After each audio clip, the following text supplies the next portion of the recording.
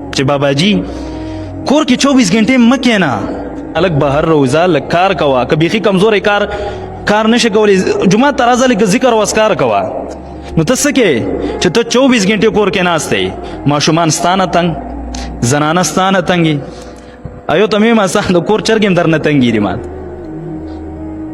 24 غنټې ته لګي کنځلې کې را دي بده وای ماشومان او زنانه وتا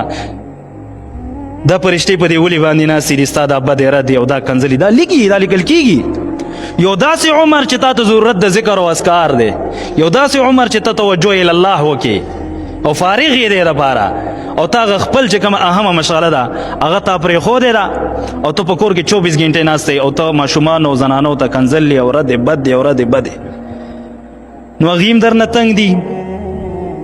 او ته هم 24 غنټې دا سوچي چې مثال د هر کار بس ناجایز روان دی په کور کې هر کار د ناجایز کاری دې سره ټینشن جوړیږي نورم چې کوم نه تاسو ټینشن کیږي یو تاسو دماغ ته تکلیف رسي بده باندې